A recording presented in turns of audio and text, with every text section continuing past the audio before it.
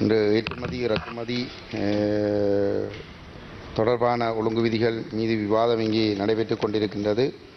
இந்த வேளையிலே நான் அந்த விடயங்களுக்குள் சென்று நாங்கள் உரையாடக்கூடிய ஒரு சூழல் இல்லை. எங்கள் தேசத்தின் மீதான ஒடுக்குமுறைகள் ஒரு எல்லையை கடந்து கொண்டு செல்கின்றது. எங்களுடைய தேசத்தின் மீது ஸ்ரீலங்கா அரசு ஒரு இனப்படுகொலையை அரங்கேற்றி 15 ஆண்டுகள் கடந்திருக்கிறது. இந்த ஆண்டு 15வது ஆண்டு. 15 வருடங்கள் கடந்து இன்று வரை படுகொலை செய்யப்பட்டவர்களுக்கு நீதி கிடைக்கவில்லை. தொடர்ந்தும் எங்களுடைய மக்கள் வலிந்து காணாமல் ஆக்கப்பட்டவர்கள் தங்களுடைய உறவுகளை தேடி இராணுவத்தினருடைய கைகளில் ஒப்படைக்கப்பட்ட மற்றும் இபிடிபியினர் கருணா பிள்ளையான் குழுவினரால் கடத்தப்பட்டும் கைது செய்யப்பட்டும் காணாமல் ஆக்கப்பட்டவர்கள் தங்களுடைய உறவுகளை தேடி இன்றும் அலைந்து கொண்டிருக்கிறார்கள். இந்த வேளையிலே வருடந்தோறும் இந்த மே 18ஆம் தேதியை முன்னிட்டு அந்த எங்கள் மீது நடந்த இனப்படுகொலையை நினைவு கூறுகின்ற விதமாக, அதற்கான நீதியை கோருகின்ற விதமாக வடக்கு கிழக்கிலே வாழுகின்ற தமிழ் மக்கள் இந்த இனப்படுகொலை வாரத்தை அனுஷ்டிப்பதும், அந்த வாரத்திலே இனப்படுகொலை சார்ந்த சம்பவங்களை காட்சிப்படுத்துவதும், அந்த இனப்படுகொலை 2009 நடைபெற்று கொண்டிருந்த பொழுது உணவை ஆயுதமாக பயன்படுத்திய கோட்டாபய ராஜபக்சவும் அவருடைய அண்ணன் மஹிந்த ராஜபக்சவும் பட்டினிச்சாவுக்குள் தமிழர்களை தள்ளிய போது அந்த தமிழர்கள் உயிர் பிழைத்துக் கொள்வதற்காக அங்கே நெல்லிலிருந்து நெல் குற்றப்படுகின்ற பொழுது அந்த உமியோடு சேர்ந்து வெளியேறிய அந்த குறுநலை புடைத்து, அந்த உமியை புடைத்து அதிலிருந்து வருகின்ற குறுநலை எடுத்து அந்த குறுநலை வெறும் தண்ணீரில் போட்டு அவித்து அதை கூட பச்சை குழந்தைகளுக்கு கூட உணவாக ஊட்டி உயிர் பிழைத்த வரலாறு நடைபெற்றிருக்கின்றது. அதை நினைவு கூறுகின்ற விதமாக அந்த கஞ்சியை கொடுக்கின்ற நிகழ்வை இந்த வாரத்திலே நாங்கள் செய்வது வழமை. அந்த வகையிலே நேற்றைய தினம் திருவோணமலையிலே கட்டைப்பறச்சான் பகுதியிலே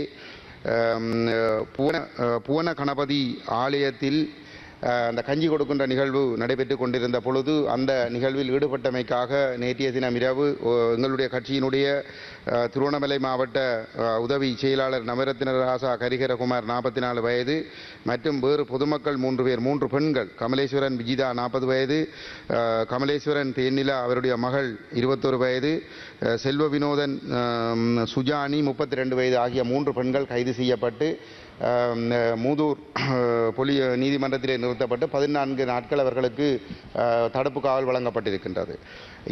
இதுதான் இந்த நாட்டினுடைய நல்லிணக்கம், இந்த நாட்டிலே மற்ற இனங்கள் மதங்களை மதிக்கின்ற சித்துவமாக இருக்கின்றது. அதுவும் ஒரு ஆலயத்திலே கஞ்சி காய்ச்சப்பட்டமைக்காக இந்த தண்டனை வழங்கப்பட்டிருப்பது என்பது மிகவும் வேதனைக்குரிய ஒரு விடயம். இந்த சம்பவத்தை நாங்கள் மிக வன்மையாக கண்டிக்கின்றோம். அவர்கள் 4 பேரும் உடனடியாக விடுதலை செய்யப்பட வேண்டும். வடக்கு கிழக்கிலே நீதிமன்றங்கள் இனவாத போலீசாருடைய கட்டளைகளுக்கு பணிந்து செயல்படுகிறதா என்கின்ற ஒரு கேள்வி இருக்கிறது. போலீசார் நீதிமன்றத்திற்கு சென்று எதனை சொன்னாலும் அதனை அப்படியே நீதிமன்றங்கள் ஏற்றுக்கொண்டு செயல்பட வேண்டிய அளவுக்கு நீதிமன்றங்களுடைய சுயாதீன தன்மை பறிக்கப்பட்டிருக்கிறதா என்ற ஒரு கேள்வி இருக்கின்றது. நேற்றைய தினம் நீதிமன்றம் ஒரு உத்தரவு வழங்கியிருக்கிறது. பொதுமக்களை ஒன்று கூட்டுவதும் அவர்களுக்கு உணவுகளை கஞ்சிகள் போன்றவற்றை பரிமாறுவதும் சுகாதார சீர்கேட்டை ஏற்படுத்தும் என்று சொல்லி போலீசார் கேட்டுக்கொண்ட தடை உத்தரவை அப்படியே வழங்கியிருக்கிறார்கள், மறுகேள்வி இல்லாமல். அப்படி என்றால் நான் கேட்கின்றேன், இந்த மாதம் உங்களுடைய வெசாக் மாதம், இந்த மாதத்திலே நீங்கள் தன்சல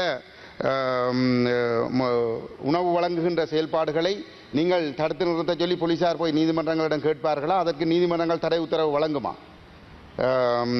அப்ப இது தமிழர்களுக்கு ஒரு நீதி, சிங்களவர்களுக்கு ஒரு நீதி. பௌத்தர் வழிபாடுகளை முன்னிட்டு தெருவுக்கு தெரு ஒரு கோடி இடங்களிலே நீங்கள் உணவுகளை வழங்குகின்ற நிகழ்வை செய்கிறீர்கள். அதை நீங்கள் தடுத்து நிறுத்துவதற்கு தயாராக இருக்கிறீர்களா என்ற ஒரு கேள்வியை கேட்கிறேன். இந்த இனவாத செயல்பாடுகளை நீங்கள் உடனடியாக நிறுத்த வேண்டும் என்று நான் இந்த இடத்திலே கேட்டுக்கொள்வதோடு, அடுத்ததாக போலீசாருடைய இந்த அத்துமீறிய அராஜகங்கள் எல்லை தாண்டி சென்று கொண்டிருக்கின்றன. கடந்த 10ஆம் தேதி யாழ்ப்பாணத்திலே 2 போலீசார் ஒரு மோட்டார் சைக்கிள் சென்ற ஒரு நபரை துரத்தி சென்று அவரை உதைந்து வீழ்த்திய அவர் மதிலோடு மோதென்று உயிரிழந்திருக்கிறார். அந்த போலீஸ் உத்தியோகத்தர்களுடைய இலக்கம் PC 67-512, PC 71-799. இந்த 2 போலீசாரும் உடனடியாக கைது செய்யப்பட வேண்டும். இந்த போலீசாருடைய அராஜகங்கள் கட்டுப்படுத்தப்பட வேண்டும். இந்த கடந்த 12 இதே போன்ற அத்துமீறிய சம்பவங்கள் தொடர்ச்சியாக நடைபெற்றுக் கொண்டிருக்கின்றது. வவுனியா மாவட்டத்திலே வவுனியா வடக்கு பிரதேச செயலாளர் பிரிவிலே புளியங்குளம் போலீஸ் பிரிவிலே பாரிய ஒரு அராஜகம் நடைபெற்றிருக்கின்றது. கடந்த 12ஆம் தேதி ஏப்ரல் மாதம் 2024 ஏப்ரல் மாதம் நெல்லிநாதபிள்ளை சிவஞானமூர்த்தி என்ற ஒரு நபர் மீது சின்னப்பூரசங்குளம் பகுதியிலே அவருடைய வீட்டுக்குள் சென்ற ஒரு கும்பல், ராசன் என்ற ஒரு நபருடைய தலைமையிலான கும்பல் அவர் மீது தாக்குதல் நடத்தியிருக்கிறது.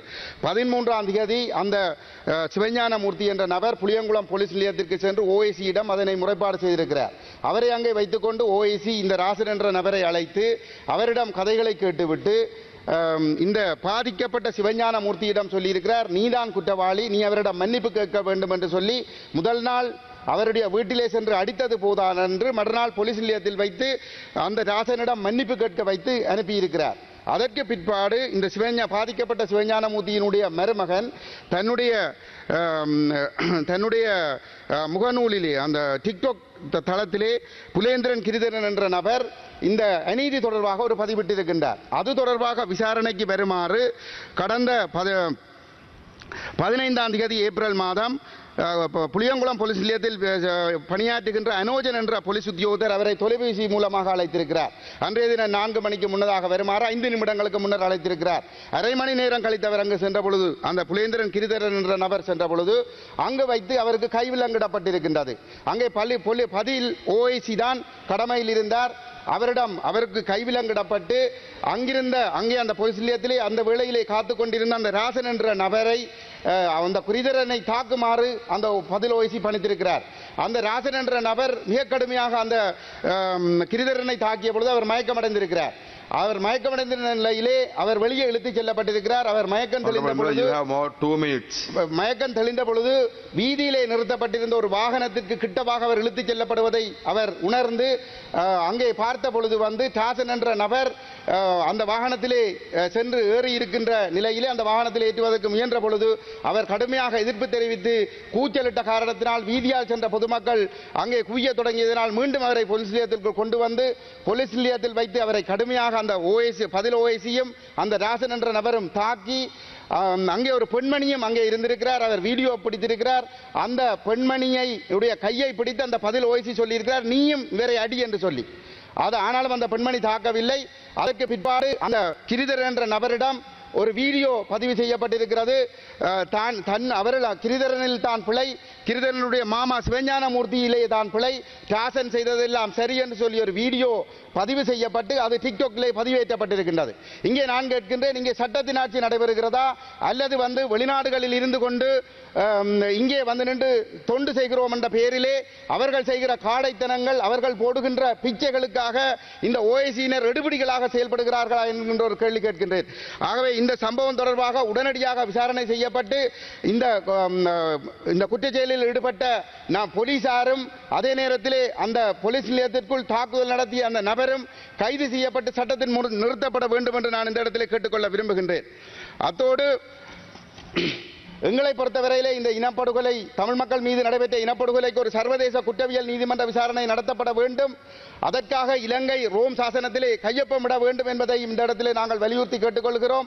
ஐக்கிய நாடுகள் மனித உரிமைகள் பேரவைக்குள் முடக்கப்பட்டு இருக்கின்ற பொறுப்புக்கூறல் விவகாரம் உடனடியாக ஐக்கிய நாடுகள் மனித உரிமைகள் பேரவையினுடைய ஆணையாளரால் ஐக்கிய நாடுகள் பொது செயலாளர் நாயகத்திற்கு பாரப்படுத்தப்பட்டு சர்வதேச குற்றவியல் நடவடிக்கைகளுக்காக அது கொண்டு செல்லப்பட வேண்டும் என்பதை வலியுறுத்துகின்றோம். இங்கே கடந்த வாரம் நான் உரையாற்றியது தொடர்பாக வெளிநாட்டு பிரதி அமைச்சர் கௌரவ தாரக பாலசூரிய அவர்கள் தன்னுடைய வருத்தத்தை தெரிவித்திருந்தார். ஆனால் நான் அவரிடம் கேட்டுக்கொள்ள விரும்புகிற விடயம் உண்மை நல்லிணக்க ஆணைக்குழு தொடர்பாக அவர்களுடைய ஆணைக்குழு உருவாக்கம் தொடர்பாக அவர்கள் தாங்கள் தொடங்குவதற்கு முன்னர் நாங்கள் குறை சொல்ல முற்பட்டதாக அவர் ஒரு கவலையை வெளிப்படுத்தி இருந்தார்.